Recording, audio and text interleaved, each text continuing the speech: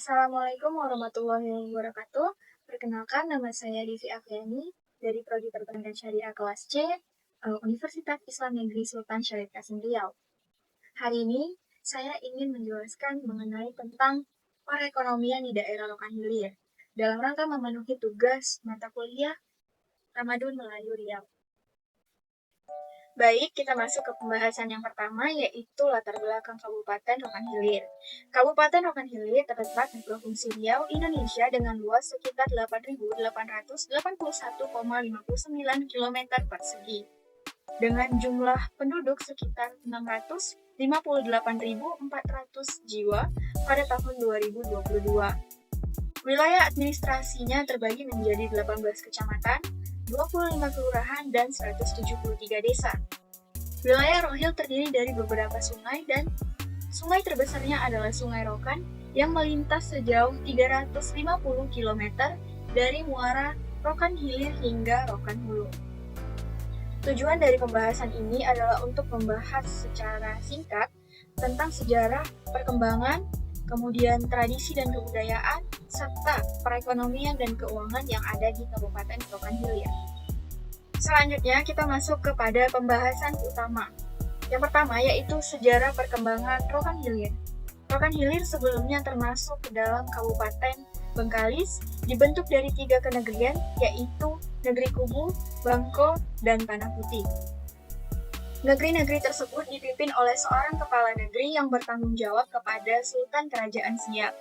Distrik pertama didirikan Belanda di Tanah Putih pada saat menduduki daerah ini pada tahun 1980. Setelah Bagan Siapi-Api dibuka oleh pemukim-pemukim Cina, kemudian berkembang pesat, maka Belanda memindahkan pemerintahan kontrolernya ke Bagan Siapi-Api pada tahun 1901. Kemudian Bagan Siapi-Api itu semakin berkembang, Belanda membangun pelabuhan modern dan terlengkap di kota Bagan Siapi-Api, guna mengimbangi pelabuhan lainnya seperti di Selat Malaka.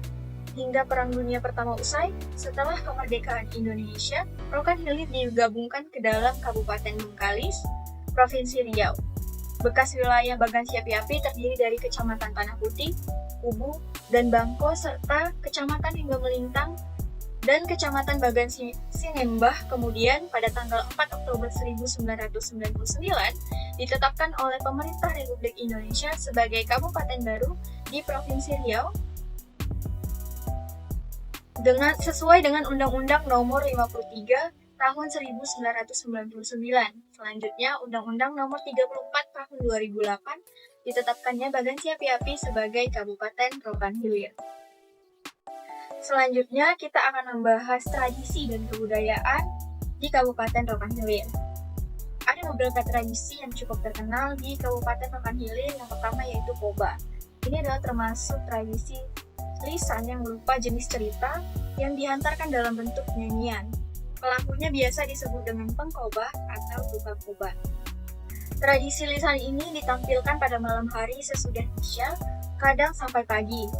Semua cerita yang ditampilkan dalam tradisi Koba itu mengandung unsur pendidikan dan pengajaran mengenai adat dan sejarah. Koba masih hidup di masyarakat dan biasanya ditampilkan bersempena di perayaan-perayaan komunal seperti perhelatan pernikahan, sunat rasul, mencukur anak, dan lain-lain. Selanjutnya adalah tradisi tolak bala. Ini adalah tradisi keagamaan yang dilakukan oleh masyarakat dengan tujuan untuk membebaskan diri dari pengaruh jahat dan membuang sial pada kepercayaan yang ada di daerah tersebut. Bisa kita lihat tradisi ini berada di masyarakat Melayu Rokan Hilir dan Minangkabau, Sumatera Barat. Selanjutnya itu tradisi ritual Ratip Rambai. Ini adalah sebuah tradisi spiritual yang dilaksanakan setiap tahun oleh masyarakat Kubu Babu Salam dan Kubu Induk dalam rangka untuk menolak bala. Ini masih menjadi bagian dari tradisi tolak bala. Kemudian dengan cara menggunakan perahu dimulai dari tempat mana orang soleh sering beribadah yang kini dikenal dengan Desa Telurilap sampai Tanjung Pulau. Selanjutnya adalah tradisi yang paling terkenal di daerah Rokan Hilir, yaitu tradisi bakar tongkang. Ritual bakar tongkang itu merupakan salah satu budaya yang bersifat religi bagi masyarakat Tionghoa yang ada di Bagan Siapi-Api, Rokan Hilir. Acara ini diadakan dengan membakar sebuah replika tongkang Budaya ini sangat unik dan hanya ada satu di Indonesia, bahkan di dunia, yaitu di Bagan Siapi-Api, Kabupaten Rokan Hilir, Provinsi Riau. Pemerintah memanfaatkan hal ini dengan menjadikannya sebagai salah satu objek wisata nasional yang membawa dampak positif bagi perkembangan dan kemajuan daerah setempat.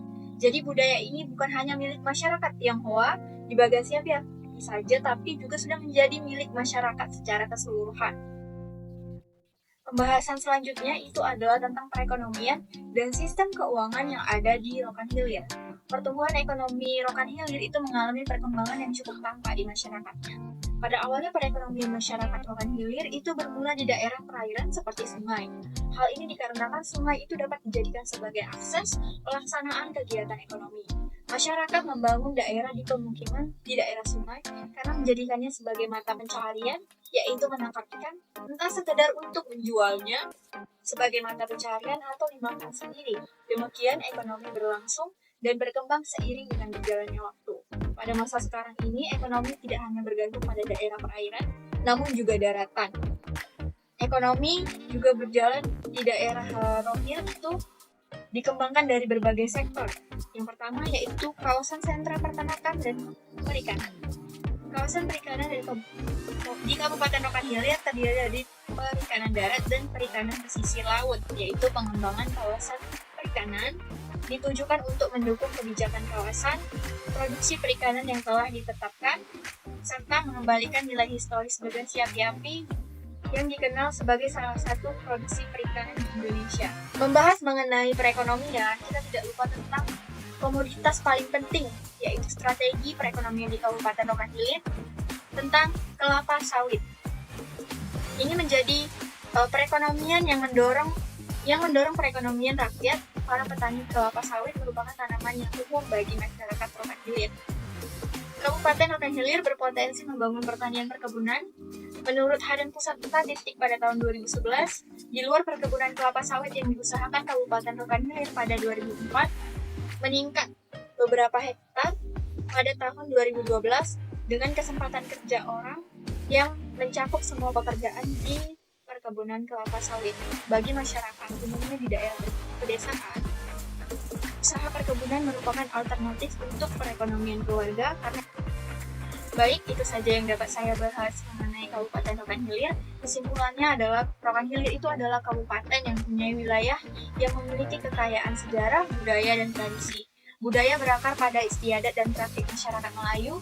Perekonomian bertumbuh pada pertanian dengan tanaman utama yaitu karet, kelapa sawit, dan kopi. Lokasi yang strategis didorong inisiatif pemerintah membantu perkembangan signifikan di bidang ekonomi. Baik, terima kasih. Itu saja yang dapat saya sampaikan mengenai materi tentang perekonomian di daerah Rokan Hilir. Apabila ada kesalahan dan kekurangan, saya mohon maaf. Saya sudahi dengan wabillahi taufiq wal hidayah. Wassalamualaikum warahmatullahi wabarakatuh.